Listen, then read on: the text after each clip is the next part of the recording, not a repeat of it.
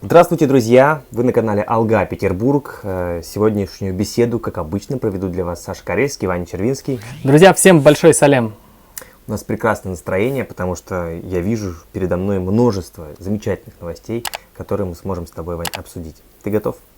Я готов.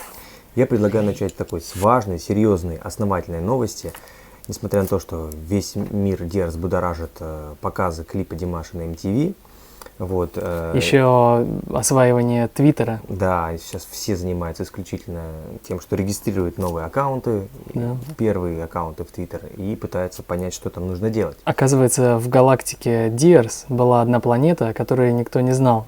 Но она на самом деле давно существует, и там даже есть другие цивилизации. Абсолютно верно. Вот. А Димаш в это время занимается более серьезными вещами. Он участвует в большом благотворительном проекте. Вот. И я узнал, что, оказывается, существует такая организация, называется она World Food Program. Это всемирная программа продовольствия. Там есть активный деятель, Мишель Карс его зовут, и у него есть свой собственный проект, который называется Foods Love. Суть этого проекта и миссия вообще очень глобальная, это ликвидация голода. Стой, там Майкл Корс, нет? По-моему. А я как сказал? Мишель. Майкл, да, простите. Майкл Корс, да.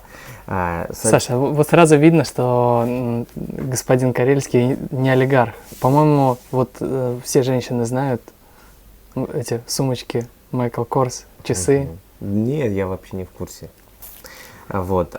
И суть этого проекта очень большая. Ликвидация голода на планете Земля, чтобы накормить голодных детей прежде всего.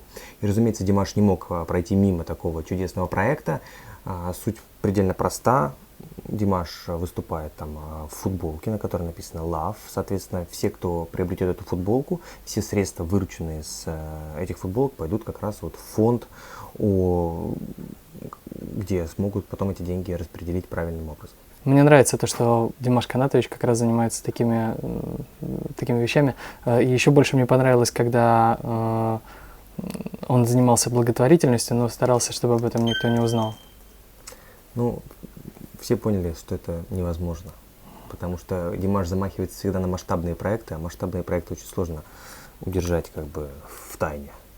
Поэтому пожелаем этому проекту удачи, и пусть все дети вообще на Земле не будут никогда голодных детей. Вот. А мы переходим в более позитивные новости. А первая была не позитивная. Но она была такая, знаешь, философская, глубокая. Вот. Это только потому, что мы с тобой пока что не занимаемся благотворительностью. Когда-нибудь мы тоже будем вносить, может быть, маленький, но какой-то вклад. Абсолютно. Но это позитивно. Все новости у нас на канале позитивные. Поехали. Тогда у меня новости, Вань, про свадьбу. Ты представляешь, в Китае, видимо, опять начались свадьбы, потому что пришла новость из Weibo, а мы знаем, что это китайский ресурс, и там очень много поклонников живет у Димаша в Китае, и мы знаем, что он стал популярен там после проекта конкурса I'm Singer, который был в 2017 году. И представляешь, первые поклонники Димаша сыграли свадьбу. Одни из первых поклонников Димаша сыграли свадьбу.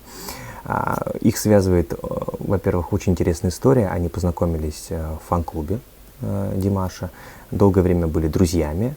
Вот. Также они вместе посещали концерты, которые были у артиста в Китае, и один из которых был в Чинше, если помнишь. Вот. Легендарный концерт. Он стал настолько важным и значимым, что, будучи уже, когда ребята начали планировать свои свадьбы, они решили, что обязательно эта история должна присутствовать в их свадебном дне. И я видел несколько фотографий, там были большие портреты Димаша, там наверняка играла музыка этого артиста. И я считаю, что это очень хороший шаг, очень хорошая стратегия, потому что если на наших классических свадьбах, на которых мне приходилось работать, там в основном люди хотят выпить, то на этой свадьбе прежде всего люди хотят попеть вместе, потанцевать, потом опять попеть, а потом опять потанцевать. Наверное, немногие, кто нас сейчас смотрит с субтитрами, поймут твой каламбур, потому что, типа, петь и пить, одна буква отличается, а смысл кардинально разный. А я хочу сказать, что я тоже посмотрел эту новость, и это может стать хорошей традицией, пригласить себе уважаемого гостя на свадьбу, пускай даже дистанционно, пускай даже в таком формате. Но, может быть, приглашение Димаша Канатовича станет залогом крепкой семейной жизни. Какая самая длинная? Бриллиантовая? Да. Или можно до бесконечности. В общем, желаем уважаемым китайским диерс, которые сыграли свадьбу, чтобы Димаш Канатович стал вот талисманом их по жизни, и они жили долго и счастливо. Прекрасные пожелания. Поэтому мы переходим к еще одной новости, еще одной теме, которая прям не может не радовать. Все мы помним бессонную ночь, когда мы голосовали за то, чтобы реквест Димаш появился, да, поскорее появился клип Димаша, и он появился, и голосования настолько оказались мощными и серьезными, что прям аж 5-е место нам удалось занять по запросу реквест Димаш, и я думаю, это сыграло ключевую роль того, что вот уже в эту пятницу, в ночь с пятницы на субботу для нас с вами, будет показан вновь клип Димаша на международном канале MTV. То есть Диерс достигли своего. Но там, кажется, еще не все так просто. По-моему, вот эта вот пятница, это ночь с пятницы на субботу для тех, кто живет в нашей части. Это в Москве, например, или в Казахстане. Кстати, в Казахстане вообще это будет 3 часа ночи, да? В общем, хотя для кого-то 3 часа ночи это может быть 3 часа утра. Да. И на самом деле вот самое основное, это будет и в эту пятничную ночь отдать немного времени для того, чтобы проголосовать.